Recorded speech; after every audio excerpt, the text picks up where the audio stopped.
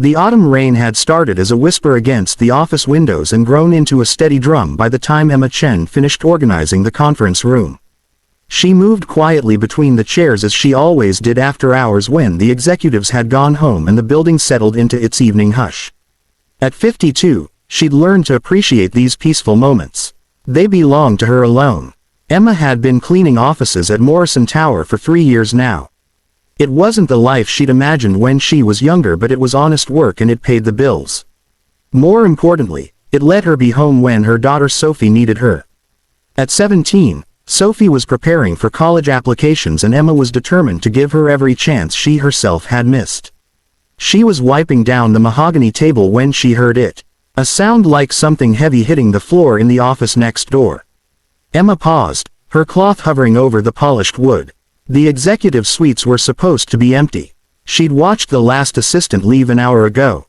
The sound came again, not a fall this time but a groan. Low and pained, Emma's heart quickened. She set down her supplies and moved toward the partially open door. Through the gap, she could see a man collapsed beside a leather sofa, his hand clutched to his chest. Even in the dim light, she recognized him.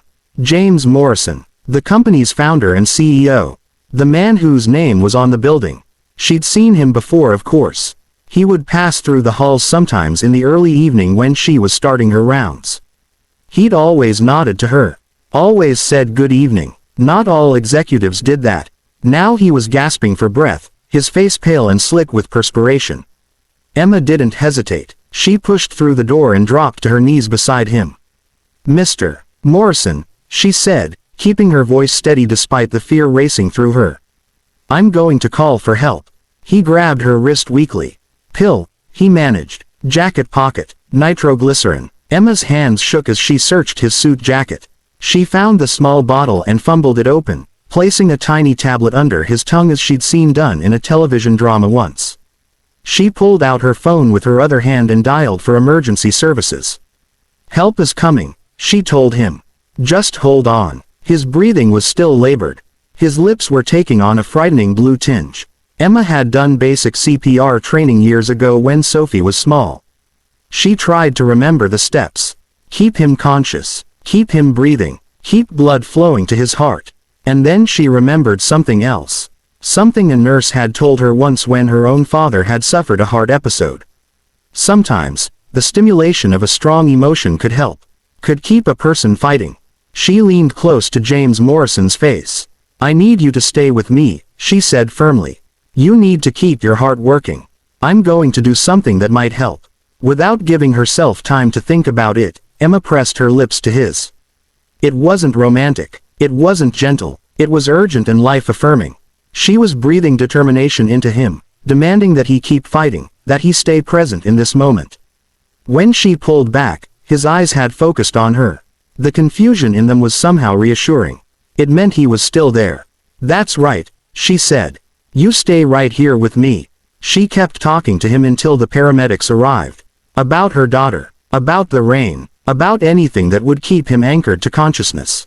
She held his hand and she didn't let go until the professionals took over. At the hospital, Emma waited. She wasn't sure why. She'd given her statement to the EMTs and she could have gone home. But something kept her in that waiting room, sitting on the uncomfortable plastic chair with her cleaning uniform still damp from the rain. It was nearly midnight when a doctor emerged. "Are you family?" he asked. "No," Emma admitted. "I'm just the person who found him." The doctor smiled. "Well, you saved his life. Another few minutes and we'd be having a different conversation.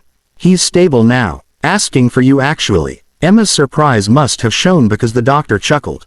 "Room 412. I think he wants to say thank you." James Morrison looked smaller in the hospital bed, hooked up to monitors that beeped steadily. But his color was better and his eyes were clear when Emma entered. "The woman who kissed me back to life," he said, and there was warmth in his tired voice. "I don't even know your name." "Emma Chen," she said, standing awkwardly near the door.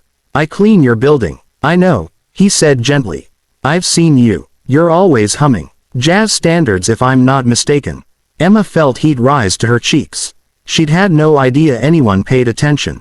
"Please sit," James said, gesturing to the chair beside his bed.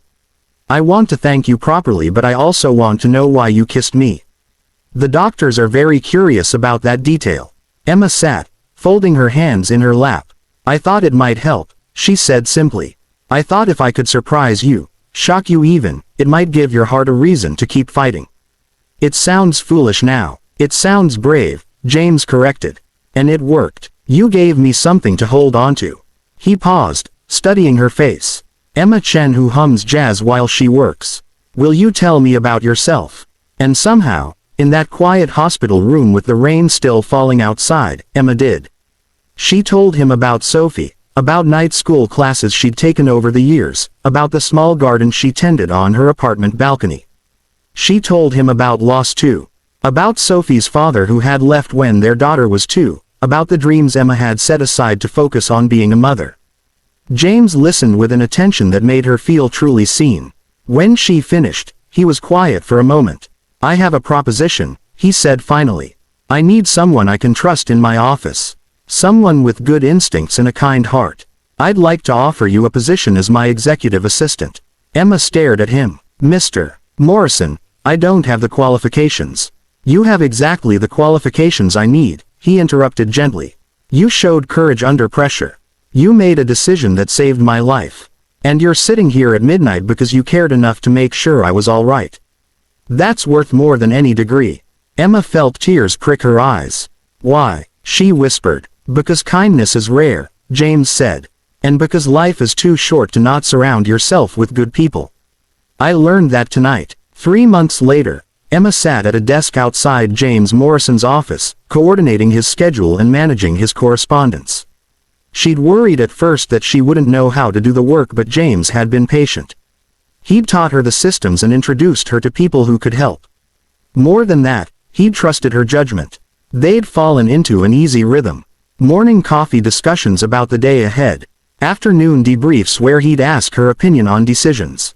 Evenings where they'd both stay late and he'd tell her stories about building his company from nothing, about mistakes he'd made and lessons he'd learned. You remind me to stay human, he told her once. It's easy to forget that in this business. Emma had protested, but he'd shaken his head. You lead with your heart, he said. Even that first night, you didn't have to help me. You could have just called 911 and left. But you stayed. You fought for me. Sophie had been skeptical at first about the job change. Teenagers were naturally suspicious of anything that seemed too good to be true. But when she met James at a company dinner, she'd warmed to him immediately. He'd asked her about her college plans with genuine interest and had offered to write her a recommendation letter when the time came. He's kind, Sophie had said to Emma later.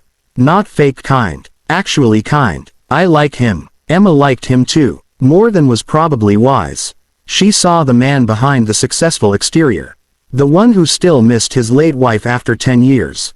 The one who worked too hard because he didn't know what else to do with his grief. The one who lit up when he talked about his grandchildren but who worried he wasn't present enough in their lives. She understood him because in many ways they were the same. Both of them trying to build something good from the pieces life had left them. It was James who suggested she enroll in business classes at the community college. Not because you need them, he'd said. But because I remember you mentioned wanting to go back to school. I'd be happy to cover the tuition. Emma had wanted to refuse on principle, but the hope in her heart won out. She started classes that fall, fitting them around her work schedule. James was flexible, adjusting meetings so she could make her lectures. You're investing in me, she said to him one evening as they reviewed quarterly reports. I'm investing in someone who invested in me first, he replied. You gave me my life back, Emma. Let me help you reclaim some of yours.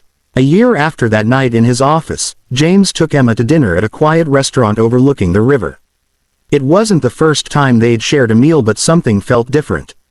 There was a nervousness to him that she'd rarely seen. I've been thinking, he said as they waited for their food.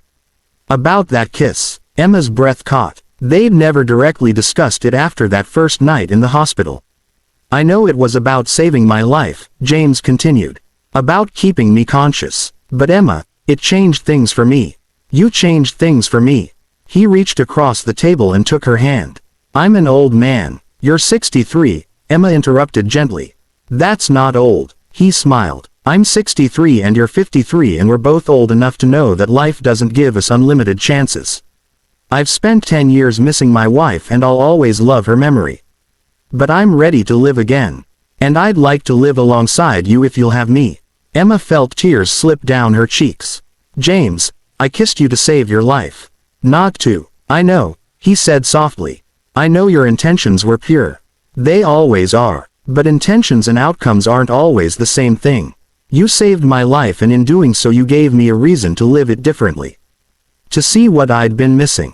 To see you. Emma thought about the past year. About how her life had transformed. About Sophie thriving with the opportunities that had opened up. About her own growing confidence and happiness.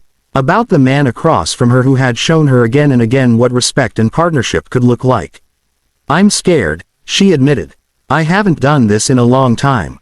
Neither have I, James said. But I think that's okay. We'll figure it out together. Emma squeezed his hand. Yes, she said. Yes, I'd like that very much. Outside the restaurant window, the city lights reflected off the river. Inside, two people who had found each other in the most unlikely of circumstances smiled at the life spreading out before them. It wasn't the life either had planned. But then, the best things rarely were. Sometimes kindness opens doors you didn't know existed. Sometimes one brave choice ripples outward in ways you never imagined. And sometimes, when you save someone's life, you end up saving your own as well.